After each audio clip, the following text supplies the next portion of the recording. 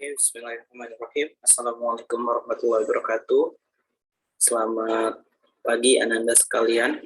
Alhamdulillah hari ini kita akan coba bahas bab baru, yaitu terkait darah dan kesehatan. Kalian bisa buka buku kalian di halaman 15 di modul yang ke-9 yang kemarin melanjutkan zat aditif. Ya, hari ini kita coba bahas darah dan kesehatan. Sebelumnya Bapak selalu berdoa semoga Anda sekalian dalam keadaan sehat semua ya. Kita patut bersyukur kepada Allah Subhanahu wa taala masih bisa diberikan kesempatan untuk belajar ya. Oke, Ananda sekalian, seperti yang kita ketahui bahwa darah memiliki peranan yang sangat vital bagi kesehatan manusia, bagi jalannya hidup manusia, karena tanpa darah manusia tidak akan hidup. Nah, seperti apa sih apa fungsi darah dan bagaimana sih mekanisme darah ini bisa menjalar ke seluruh tubuh kita? Yuk kita coba simak penjelasannya. Oke, sebelum itu kita akan coba ketahui tentang tujuan pembelajaran kita. Yang pertama adalah kita akan mempelajari komponen penyusun darah, karena darah itu tidak hanya yang seperti kalian lihat aja gitu kan, oh warnanya merah, tidak hanya seperti itu, maksudnya darah itu sangat kompleks sekali. Nah, nanti kita coba bahas juga ya. Nah, kemudian juga kita akan coba mempelajari sistem peredaran darah, gimana sih darah ini bisa menjalar dari jantung ke seluruh tubuh, kemudian kembali lagi. Tapi maksudnya masih tetap bisa segar gitu, nggak busuk gitu kan. Gimana sih darah itu dikelola oleh tubuh kita. Nah, kemudian juga kita akan coba mempelajari gangguan pada komponen darah dan organ-organ darah. Karena banyak penyakit sekali kan yang menyerang sistem peredaran darah ini. Seperti mungkin yang paling paling terkenal itu anemia ya, kekurangan darah. Tapi selain anemia banyak lagi tuh penyakit-penyakit darah yang berkaitan dengan sistem peredaran darah. Nanti kita coba juga akan ulas. Kemudian kita juga akan mempelajari cara menjaga kesehatan sistem peredaran darah. Karena kan tujuan dari pembelajaran ini adalah memang kita mengetahui tentang sistem peredaran darah ini, kemudian juga kita jadi aware, kita tahu bahwa sangat penting nih sistem peredaran darah sehingga kita memang harus benar-benar menjaganya ya. Nah, itu Ananda sekalian, sebelum kita lanjut ke materi, Bapak ingin coba ada poin nih imtak integration, jadi integrasi iman dan takwa.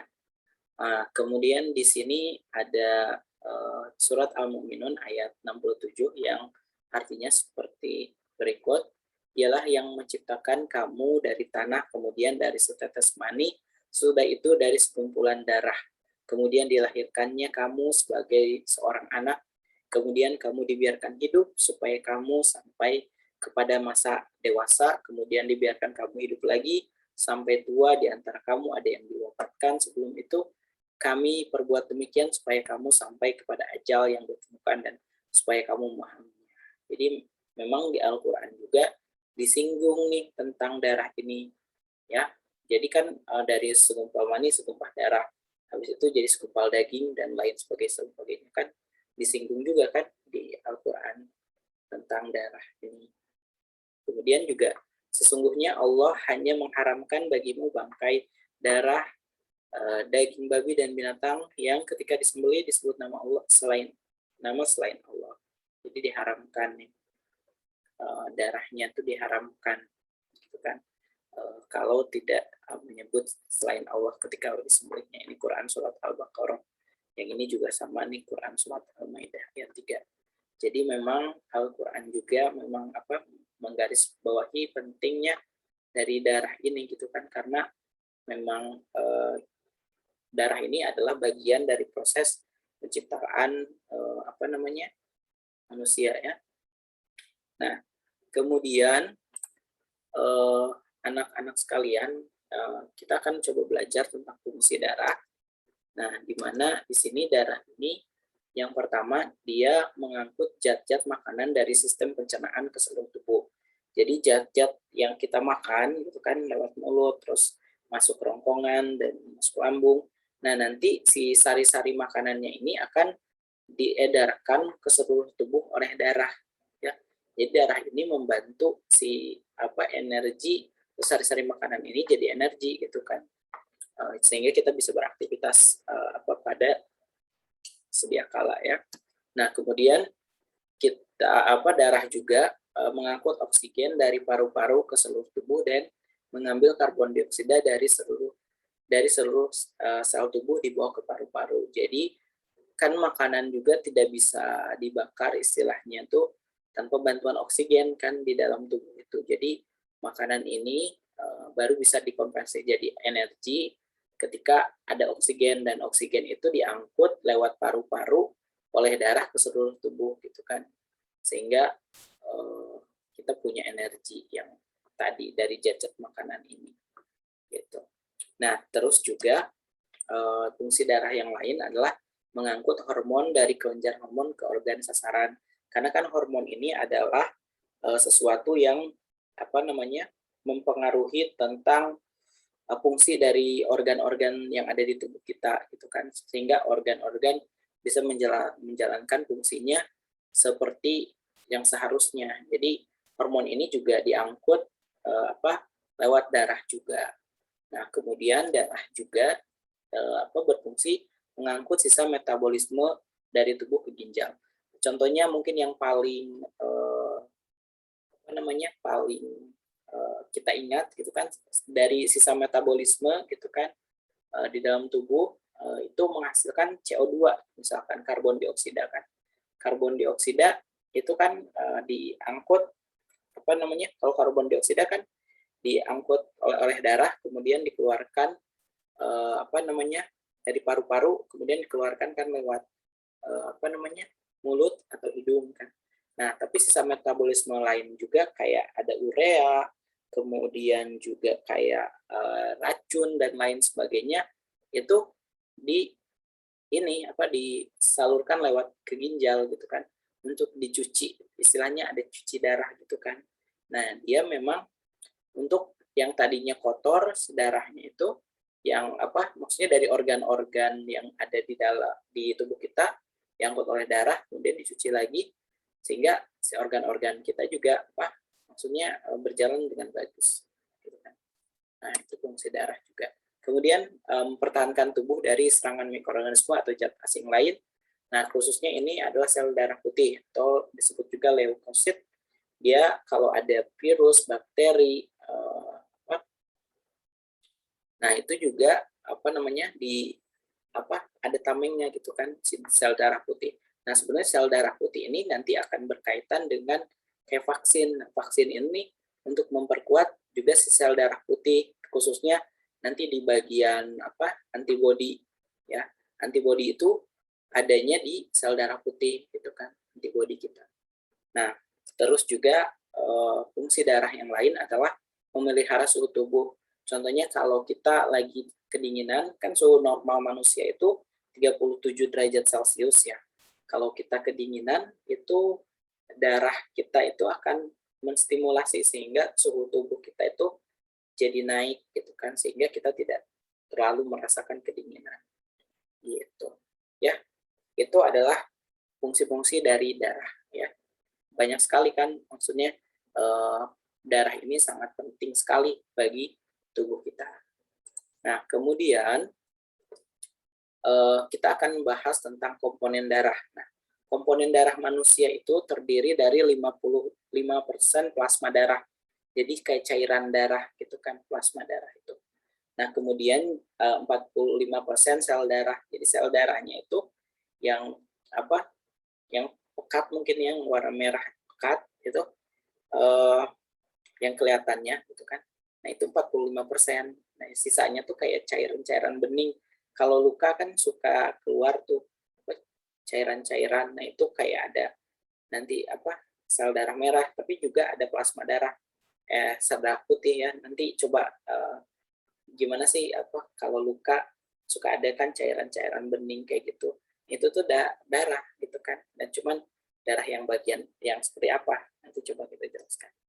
Nah, si plasma darah ini karena kan dia disebut cairan darah berarti memang mayoritas komposisinya itu adalah air. Jadi 91% dari plasma darah kan plasma kovalen tuh kan, plasma darah gitu kan yang didonorkan untuk penderita COVID gitu kan. Nah, dia tuh diambil dari sini. Nah, 9% protein plasma. Nah, si protein plasmanya ini punya kandungan tersendiri. Coba nanti kita bahas ya. Nah, yang 45% sel darah ini terdiri dari 3 yang kita kenal dengan eritrosit atau sel darah merah, kemudian sel darah putih atau leukosit, dan keping darah atau trombosit. Nah, ini yang biasanya banyak dibahas ya. Nah, kemudian si protein plasma darah ini punya albumin. Nah, albumin ini salah satu protein di plasma darah. Nah, fungsi dari albumin ini adalah mengontrol tekanan osmotik di darah. Jadi sehingga darah itu kan kalau ada tekanan osmotik dia kan bisa menjalar ke seluruh tubuh. Seperti ini aja kayak selang gitu kan. Kalau selang itu nggak ada tekanan yang berasal dari kayak dari kan kalau selang tekanannya dari pancurannya gitu kan, dari keluar airnya kan. Nah, itu kan makan terus sehingga mengalir. Nah, begitupun si albumin ini kayak mengontrol tekanan yang dari jantung, kemudian juga dia punya mekanisme tertentu sehingga dia bisa menyeimbangkan tekanan yang ada di darah sehingga darah bisa menyebar ke seluruh tubuh. Nah, kemudian juga ada protombin. Jadi protombin ini protein dari plasma darah yang dihasilkan oleh hati gitu kan. Nah, ini protombin ini nanti akan berfungsi untuk proses pembekuan darah gitu kan. Nah, terus juga ada yang namanya fibrinogen. Nah, kalau fibrinogen ini juga sama berperan untuk pembekuan darah ya. Nah, kemudian ada antibodi ya. Nah, antibodi ini yang sering dikenal kan untuk misalkan vaksin kita suntik ke tubuh kita untuk meningkatin antibodi.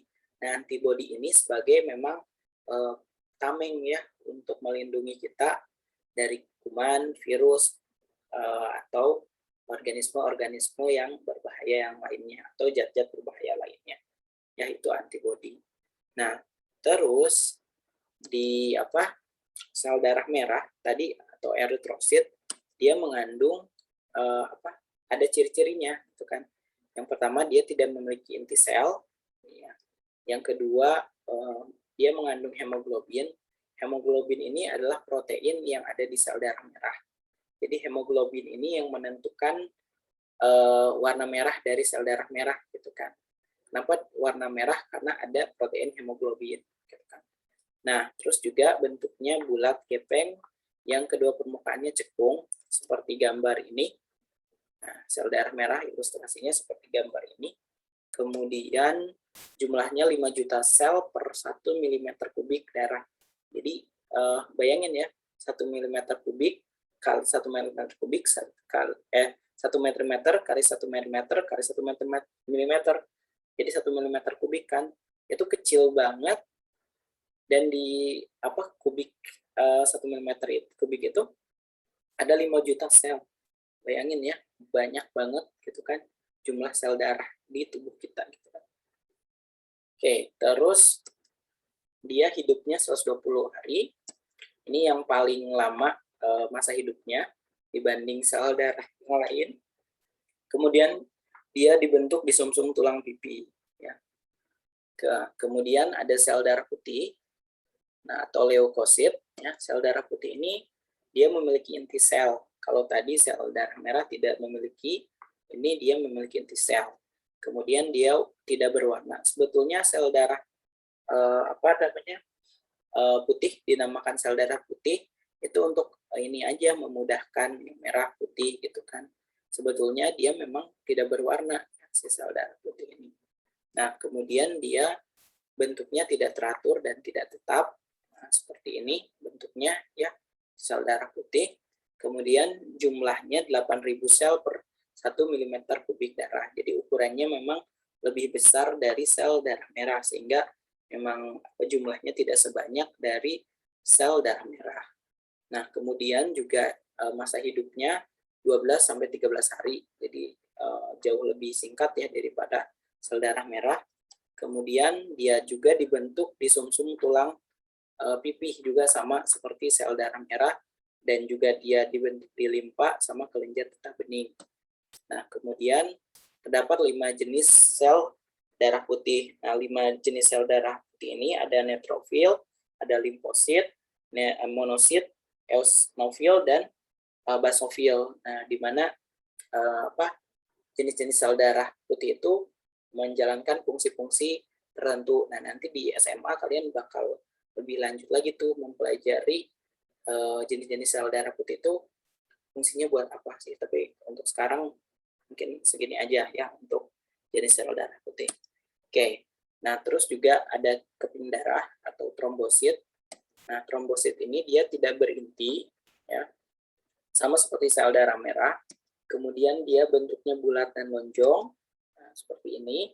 Kemudian jumlahnya 200.000, dia kan lebih banyak dibanding sel darah putih dalam 1 mm kubik darahnya, tapi lebih sedikit dari sel darah merah. Ya.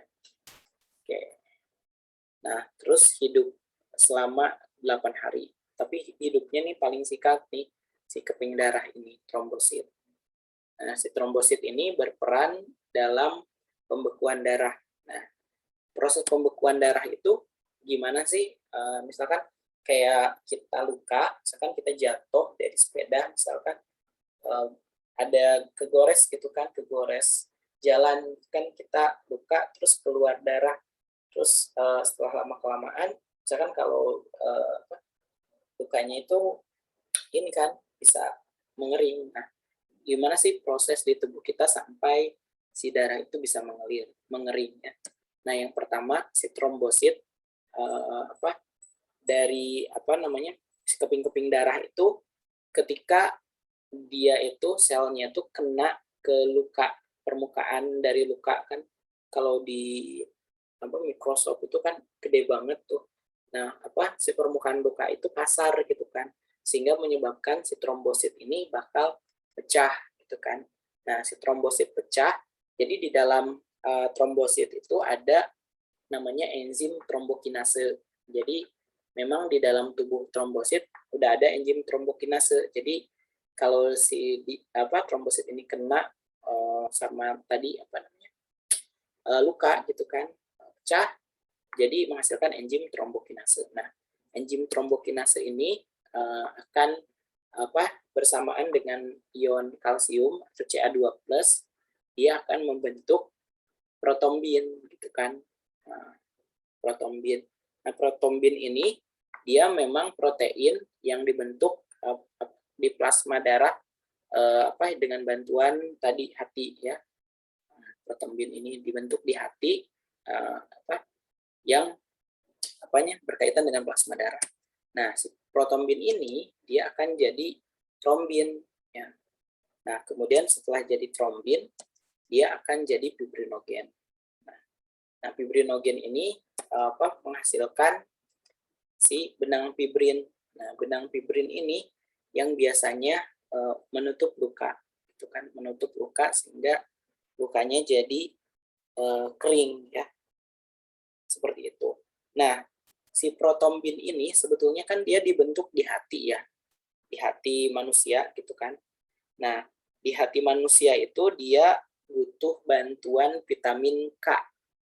Nah, vitamin K itu jadi dibutuhkan oleh hati untuk membentuk protombin. Makanya kalau orang yang kekurangan vitamin K, dia itu kayak menutup lukanya itu susah kering gitu kan. Tapi sebetulnya di mekanisme di tubuh kita itu dia juga bisa memproduksi vitamin K gitu dengan bantuan bakteri Escherichia coli. Gitu kan. Nah, tapi kan mungkin ada beberapa orang memang di mekanisme tubuhnya kayak nggak bisa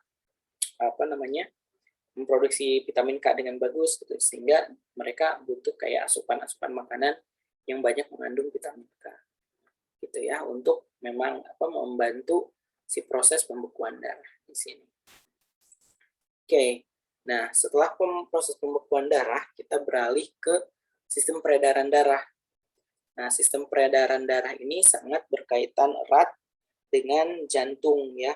Dimana kan jantung ini mengedarkan sari-sari makanan ke seluruh tubuh dan mengedarkan oksigen juga ke seluruh tubuh kan. Oke. Nah, ukuran dari jantung ini dia besarnya sekepalan tangan kita. Nah, sekepalan tangan kita, si jantung ini punya 4 ruang. Biasa dikenal dengan bilik atau ventricle, ada bilik kiri, ada bilik kanan. Kemudian juga ada arteri. Arteri ini kalau dikenal bahasa Indonesia mungkin serambi. Ada serambi kiri, ada serambi kanan. Nah, di sini kita coba tanya ya. Ada yang tahu nggak terdiri dari berapa ruangan? Tadi si jantung ada 4 kan ya. Ada serambi kiri, serambi kanan, bilik kiri, bilik kanan. Nah, kemudian bagian bilik lebih tebal dari serambi. Mengapa? Yang bilik nih yang di bawah ini lebih tebal dari serambi. Nah, ini itu berkaitan dengan fungsi dari jantung. Kan fungsi dari jantung memang memompa darah kan ke seluruh tubuh. Nah, kalau memompa darah ya otomatis si bagian di sini tuh bakal lebih tebal gitu kan. Karena kalau yang di sini kan yang mengembangnya, yang di sini enggak terlalu mengembang kan. Biasanya kan lebih ini kan, lebih tebal. Kemudian jadi nanti juga dari fungsi dia mengedarkan darah ya. Nah, juga di sini bilik kiri itu lebih tebal daripada bilik kanan. Nah, bilik kiri di sini itu lebih tebal dibanding bilik kanan. Kenapa? Nah, bilik kiri ini dia memompa darah ke seluruh tubuh. Nah, kalau bilik kanan dia memompa darah hanya ke paru-paru gitu kan.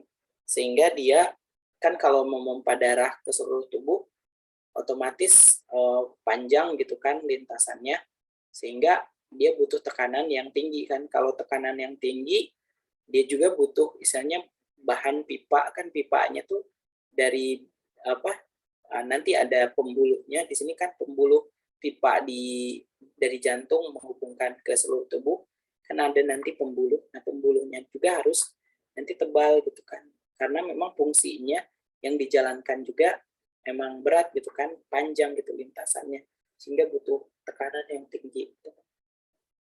Nah, terus Ananda sekalian, setelah kita belajar tentang jantung, kan dari jantung nggak cukup gitu kan, belum sampai ke seluruh tubuh. Nah, butuh saluran kan, seperti selang untuk mengedarkan kayak sari-sari makanan sama darah yang mengandung oksigen ke seluruh tubuh kan. Nah, itu tuh kita butuh yang namanya pembuluh tadi. Nah, pembuluh itu ada 2, ada pembuluh nadi atau biasa dikenal dengan arteri, istilah ilmiahnya. Terus juga ada pembuluh balik atau pembuluh pena, gitu kan. Nah, pembuluh arteri ini itu jadi ada 2 kan. Nah, pembuluh arteri ini memiliki dinding yang lebih tebal, kuat dan elastis dibandingkan dengan pembuluh balik atau pena gitu. Kenapa si pembuluh arteri ini lebih tebal, kemudian elastis dan kuat gitu kan? Karena tadi seperti fungsi di bilik kiri gitu kan. Nah, si pembuluh arteri ini terhubung dengan bilik kiri gitu kan. Nah, dan dia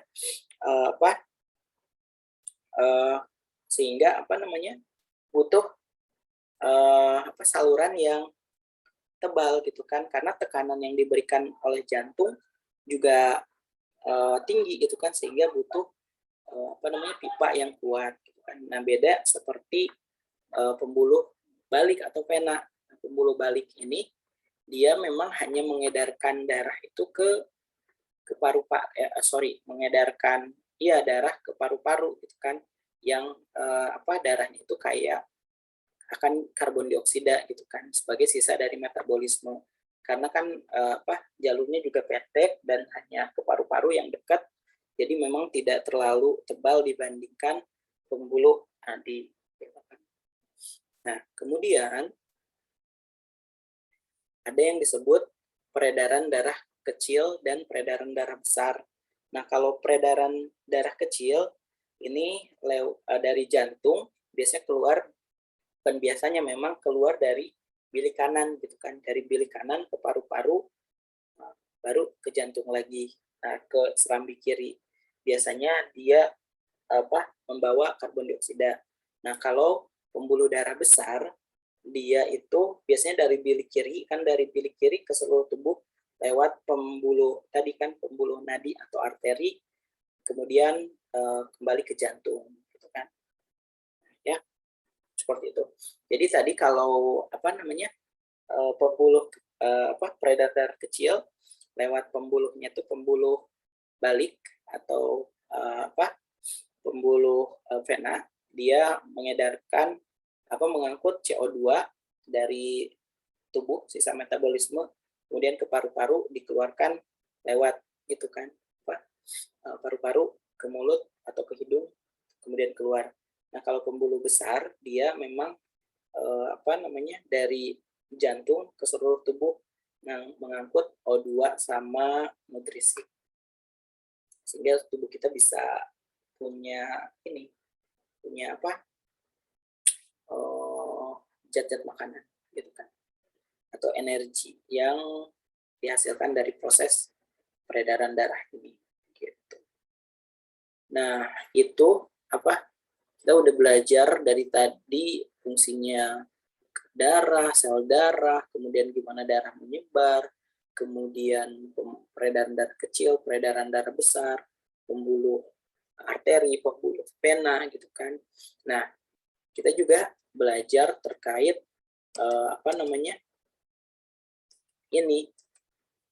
penyakit darah. Nah, penyakit yang ada di darah itu meliputi dua. Yang pertama, gangguan pada komponen darah di sel darahnya itu ada gangguan. Yang kedua, gangguan pada organ peredaran darahnya kayak jantung, paru-paru. Itu organ-organnya terganggu gitu kan. Nah, kalau di darahnya sendiri, yang pertama ada anemia. Nah, anemia ini kekurangan hemoglobin. Nah, kekurangan hemoglobin biasanya kekurangan zat besi. Nah, ya, ini anemia, kekurangan zat besi. Nah, kemudian juga leukemia. Nah, ada leukemia ini, dia biasanya disebut juga kanker darah. Jadi leukemia ini memang produksi sel darah putih itu berlebihan dibanding sel darah merah. Jadi orang-orang yang menderita leukemia, kan sel darah merah dan sel darah putih itu diproduksi di sumsum tulang belakang, tulang pipih kan. Di sumsum tulang pipih itu yang seharusnya juga memproduksi sel darah merah, malah mereka di sana tuh cuman memproduksi sel darah putih aja. Nah, sehingga kan kebanyakan tuh darahnya dan tidak bisa menjalankan fungsi dari si sel darah merah itu tadi. Nah, biasanya si penderita leukemia juga dia mengalami anemia, kekurangan darah akut kan, yang bisa pusing, bahkan bisa sampai kematian ya. Nah, terus juga ada thalassemia ya. Biasanya thalassemia ini penyakit keturunan atau genesis. Nah, dia ini tidak bisa memproduksi sel darah merah ya. Dan akibatnya anemia juga ya, thalassemia. Tapi ini keturunan kan, kalau anemia memang faktor mungkin aktivitas atau konsumsi dari makanannya juga yang kurang terkontrol gitu kan. Nah, terus juga ada hemofilia. Hemofilia juga sama, dia genesis, penyakit turunan. Dia hemofilia ini tidak bisa membekukan darah. Jadi nggak ada trombositnya gitu kan. Dia nggak bisa bekuin darah. di penderita hemofilia ini dia sekali luka gitu kan, dia bisa menimbulkan kematian gitu kan, karena kalau sekali luka dia si darahnya itu ngocor aja terus gitu kan. Makanya kalau kayak penderita hemofilia kayak butuh kayak obat pembeku darah dari luar gitu ya. Oke.